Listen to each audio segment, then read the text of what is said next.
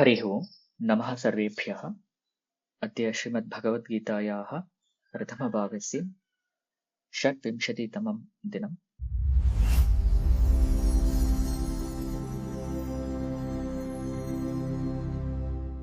द्वितीयाध्यायस्य चतुर्विंशतितमः श्लोकः।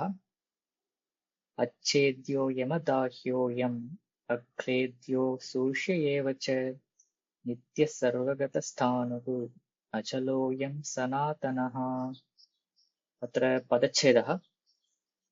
अच्छेद्यः अयम्, अदाह्यः अयम्, अक्लेद्यः अशोष्यः एव च नित्यः सर्वगतः स्थाणुः अचलः अयं सनातनः। अत्र सन्धिविवरणं पश्यामश्चेत् सर्वत्र वस्तुतः विसर्गस्य उत्तुवे गुणादेशः दृश्यते।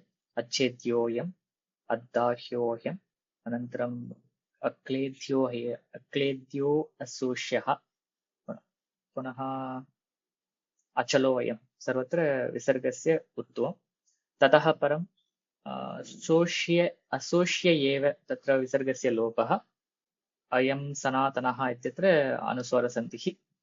अस्तु, अग्रे पदपरिचयं पश्यामश्चेत् अत्र अच्छेद्यः, अदाह्यः, अक्लेद्यः, अशोष्यः इत्यत्र सर्वत्र अपि वस्तुतः अन्यत् प्रत्ययः कृतः वर्तते। कर्मण्यत् इत्युक्ते छेद्, अत्र वस्तुतः कर्मणि ण्यत् कृत्वा ततः परं नैस् तत्पुरुषसमासः कृतः। तत्र छिद् धातोः ण्यति कृते तत्र छेद्यः इति रूपं, ततः परं नै समासे कृते न छेद्यः इति अच्छेद्यः।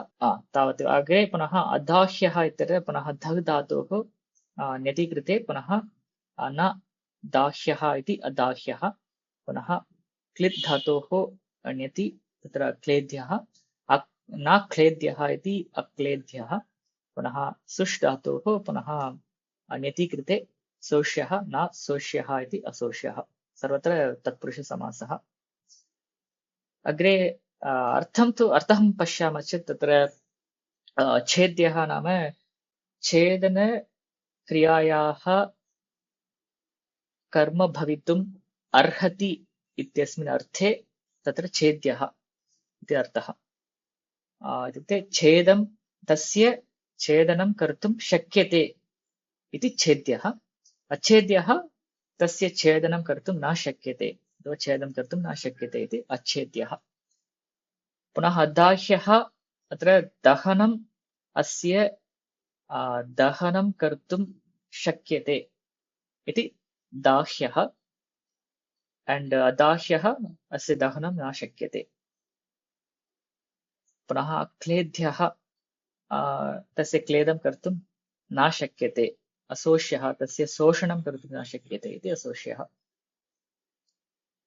So अच्छेद्यः that cannot be split, and अदाह्यः that cannot be burnt, and अक्लेद्यः that cannot be wet, and अशोष्यः that cannot be dried. and एव च नित्यः शब्दं जानीमः। अनन्तरं सर्वगतः, सर्वं गतः इति द्वितीय तत्पुरुषसमासः। सर्वगतः नाम सर्वत्र, अत्र सर्वत्र व्याप्नोति इति, सर्वत्र अस्ति इति भावः सर्वगतः इत्यस्य। पुनः स्थाणुः नाम यद् वृक्ष, वस्तुतः तत्र अर्थद्वयं वर्तते। एकः अर्थः स्थिरः इति अर्थः, निरन्तरं वर्तते, स्थिरं वर्तते इति अर्थः स्थिरः स्थाणुः इति।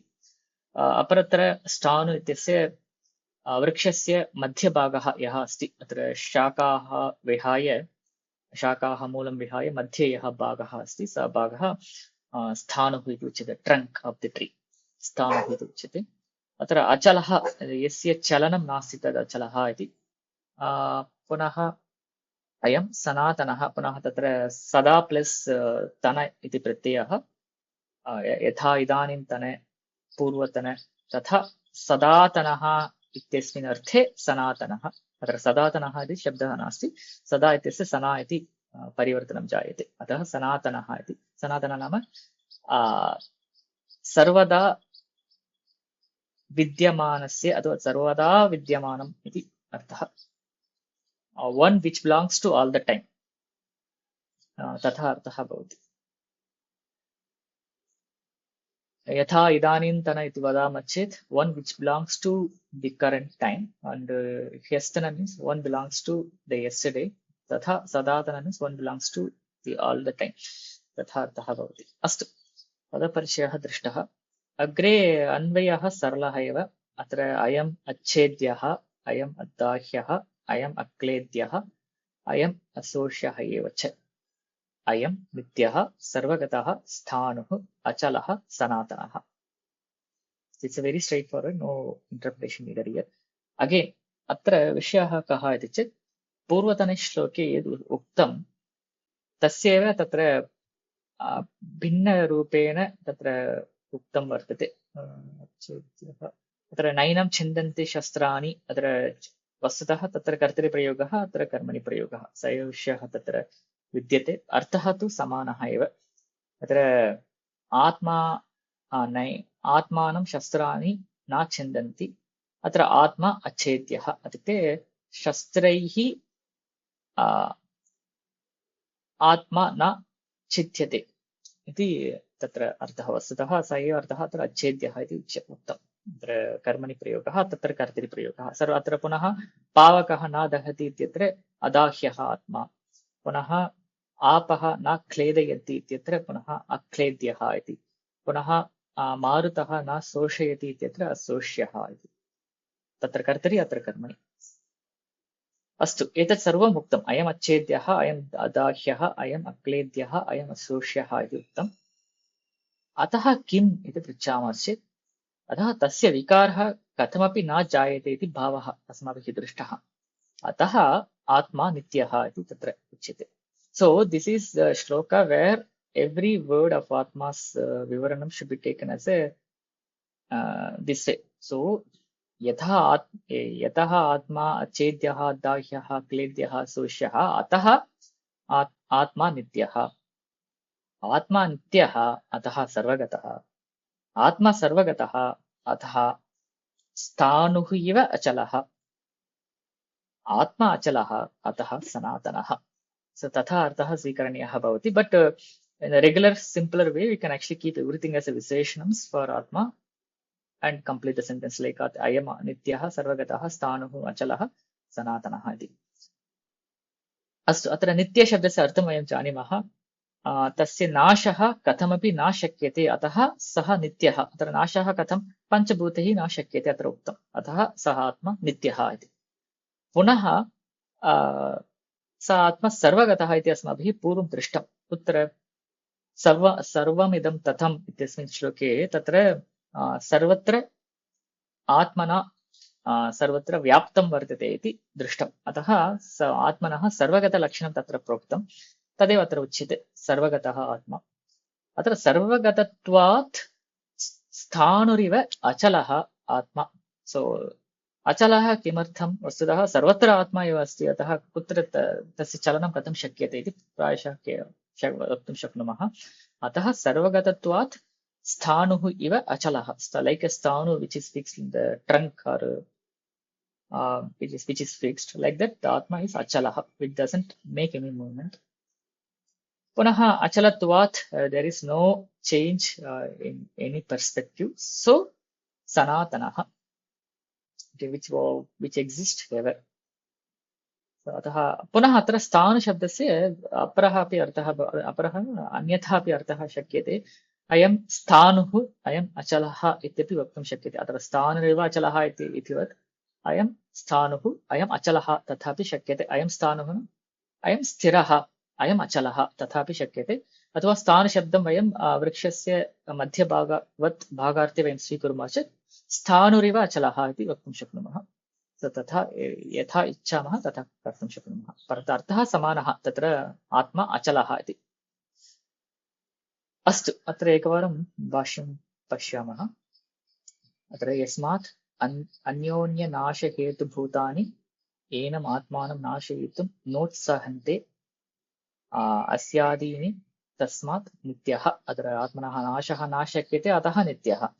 पुनः निरवयात् क्षम्यतां नित्यत्वात् सर्वगतः अत्र नित्यं नित्यः अतः सर्वगतः अग्रे सर्वगतत्वात् स्थाणुः इव स्थिरः इत्येतत् सरलमेव वर्तते पुनः स्थिरत्वात् अचलः अयम् आत्मा पुनः अतः सनातनः चिरन्तनः न कारणात् कुतश्चित् निष्पन्नः अभिनवः इत्यर्थः अतः किम् उच्यते सनातनः इत्यनेन कारणरहितः आत्मा इति उच्यते अत्र सर्वदा अस्माभिः दृष्टं कार्यकारणभावे कारणस्य नित्यत्वम् कार्यस्य च अनित्यत्वं दृष्टम् अतः अत्र किम् अस्मिन् लोके कस्य किमपि कारणं नास्ति इति पृच्छामः चेत् आत्मनः कारणं नास्ति अतः कारणरहितः आत्मा तदेव अत्र उच्यते अतः सनातनः चिरन्तनः न कारणात् कुतश्चित् निष्पन्नः अभिनव इत्यर्थः पुनः न एतेषां श्लोकानाम् अस्तु अत्र विषयः कः इति चेत् अत्र निरूप्यमाणः विषयः तु आत्मा अविकार्यः अथवा निर्विकारः इति अत्र उच्यते तत्तु बहुभिः अत्र बहुवारम् अस्माभिः दृष्टं कुत्र अत्र प्रायशः 13 श्लोके इति मन्ये देहिनो अस्मिन् यथा देहे कौमारं यौवनं जरा तत्रापि किम् उच्यते आत्मा निर्विकारः इति उच्यते पुनः अग्रे आगच्छामश्चेत् गतकक्षायाम् अस्माभिः दृष्टम् एकत्र वासांसि जीर्णानि यथा विहाय नवानि गृह्णाति नरोपराणि तथा शरीराणि विहाय जीर्णानि अन्यानि संयाति नवानि देहि अत्रापि किम् उक्तं यद्यपि बहूनि शरीराणि भवन्ति आत्मा निर्विकारः इति अत्र उक्तं पुनः अत्र किम् उच्यते नैनं चिन्तन्ति शस्त्राणि तत्र किम् उच्यते आत्मनः विकारः न जायते इति उच्यते पुनः तदेव नास्ति पुनः नित्यः सर्वगतः अचलः सनातनः तत्सर्वं क्वचित् अत्र पूर्वत्र अपि अस्माभिः दृष्टम् अत्र किमर्थं पुनः पुनः स एव विषयः उच्यते इति प्रश्नः स्यात् स एव विषयः पुनः पुनः उच्यते निर्विकारः इत्येव पुनः पुनः उच्यते आत्मा नित्यः एव पुनः पुनः उच्यते आत्मा सर्वगतः इत्येव पुनः पुनः उच्यते किमर्थम् इति पृच्छामः चेत् तत्र अयं भागः वर्तते अत्र न एतेषां श्लोकानां पौनरुक्त्यं चोदनीयं यतः एकेनैव श्लोकेन आत्मनः नित्यत्वम् अविक्रियत्वं च उक्तं न जायते म्रियते वा इत्यादिना तत्र यदेव आत्मविषयं किञ्चित् उच्यते तदेतस्मात् श्लोकार्थात् न अतिरिच्यते किञ्चित् शब्दतः पुनरुक्तं किञ्चित् अर्थतः इति अत्र though it looks like it's a punarukti but the reason why it is punarukti is given here तत्र दुर्बोधत्वात् आत्मवस्तुनः पुनः पुनः प्रसङ्गम् आपाद्य शब्दान्तरेण तदेव वस्तु निरूपयति भगवान् वासुदेवः कथं नो नाम संसारिणाम् असंसारित्व बुद्धिगोचरताम् आपन्नं सत् अव्यक्तं तत्त्वं संसारनिवृत्तये स्यात् अत्र दुर्बोधत्वात् आत्मवस्तुनः पुनः पुनः प्रसङ्गम् आपाद्य उच्यते इति उच्यते इत्युक्ते as the Atma is aprameya which cannot be described very clearly with the words or cannot be imagined with mind it has some durbodha that it cannot be understood well so such a vastu to explain such a vastu you have to tell multiple times in a different ways so that is what is given here so as durbodhatvat atmavastunah punah punah prasangam apadya shabdantarena with a different style with the different wordings shabdantarena tadev vastu nirupayati bhagavan vasudevah just because it is very difficult to understand so the same topic is repeated same lakshanam is repeated multiple times to make it at least one of the lakshanams can be understood by us in one way if not every all the ways at least one of them makes you understand easier so that way nirupayati bhagavan vasudevah katam no nama samsarinam asamsaritva buddhi gocharatam apannam sat avyaktam tattvam samsara nivrittaye syat so somehow if you are able to make this bijam kept somehow if you are able to make this understandable by any samsari, that helps him to come out of samsara. So somehow, if you are at least any one of those methods, if it enters correctly with inside the samsari, that helps in understanding the avyakta tattva. So that actually helps him to come out of the samsara. So samsara nivrittaye syat. So avyaktam tattvam samsara nivrittaye syat. So he's trying very hard, at least any one way you will be able to understand. I'll repeat multiple times in a different ways. At least one method will actually help you to understand what is Atma. So with that jnanam, with that avyaktam tattvam, samsara nivrittihi syat iti tatra tatparyam. अत्र इतोपि एकः विषयः, अत्र सर्वगतः इत्यत्र पूर्वम् अस्माभिः दृष्टं, सर्वमिदं तथम् इत्यत्र अविनाशि तु तद्विद्धि येन सर्वमिदं ततं विनाशम् अव्ययस्य अस्य न कश्चित् कर्तुमर्हति इत्यत्र अत्र किम् उच्यते, सर्वत्र आत्मा व्याप्नोति. It is kind of, it explains that it is omnipresent everywhere. So तथा उच्यते. अत्र वस्तुतः एतद् अन्येषु सम्प्रदायेषु सङ्गच्छते. सर्वत्र आत्मा व्याप्नोति, सर्वमपि आत्मना अथवा ब्रह्मणा अथवा भगवता व्याप्तं वर्तते, तद् सर्वत्र सङ्गच्छते सर्वेषु सम्प्रदायेषु. परन्तु अद्वैतसम्प्रदाये एतद् न युज्यते वस्तुतः. कथम् इति पृच्छामश्चेत् अत्र किम् उच्यते, आत्मा व्याप्नोति इत्यनेन तत्र व्यापकः भवति, तत्र व्याप्यः भवति. अतः व्याप्यव्यापकभावः तत्र वर्तते. So one which is covered and one which is covering. So यदि वयं व्यापकः आत्मा इति वयं न वदामः, अत्र आत्मा वा ब्रह्म वा, अत्र ब्रह्म व्यापकं वर्तते, आत्मा व्यापकः वर्तते इति वयं न वदामः. किमर्थं? यदि आत्मा व्यापकः भवति तर्हि व्यापन कार्यं तु आत्मना क्रियते, अतः आत्मा अकर्ता न भवति. So I hope you are able to get it. So अतः अत्र किम् उच्यते वस्तुतः, अद्वैतसम्प्रदाये किम् उच्यते, यत् व्याप्तं वर्तते तद् व्याप्यं वस्तुतः, व्याप्यमेव व्याप्तं भवति. अतः यद् व्याप्यं वर्तते तद् व्याप्यं सर्वमपि मिथ्या इति उच्यते अत्र. So everything which is covered by Atma, which is pervaded by Atma, everything is mithya as per the Advaita Sampradaya. Shariram or anything which you take.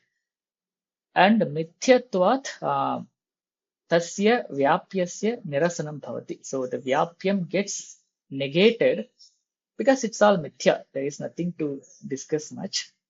Atra vyapya abhave tatra vyapakasya abhavah. So when the vyapya gets negated, the vyapakatvam also gets negated on the Brahma. So Brahma generally becomes, it doesn't do the job of Vyapanam. That's what it is explained. So, but then why we have Vyapya Vyapaka Bhava? Initially, to understand the Brahma is ever pervaded, to understand that basic concept, that Vyapya Vyapaka Bhava is brought in. And once you understand that, then then it is explained that everything is a mithya here, and everything that is vyapyam that you see here is a mithya. Mithyatvat vyapyasya nirasanam. So because it's mithya, the vyapyam doesn't exist. Mithya generally doesn't exist, so vyapyam also doesn't exist. Because vyapyam doesn't exist, there is no job for vyapaka. The vyapakatvam, it's not vyapaka goes out. The vyapakatvam which we have, yad aropitam asmabhi, that vyapakatvam, tad nirasyate, atah brahma nirvyapakam bhavati. So I think this little shastric explanation lies there. But this is in case, because when you say the Brahma is Vyapakam, then how can Akarta be a Vyapakaha? So Tatha Prashnaha Syat ityasmin arthe tatra uchyate etat samadhanam. Yeah, that is all for today. Thank you all for watching this video online. If you have any questions or feedback, you can post them in the comment section below. If you like this video, please like and share this video with others. धन्यवादः. वयं पुनः मेलिष्यामः.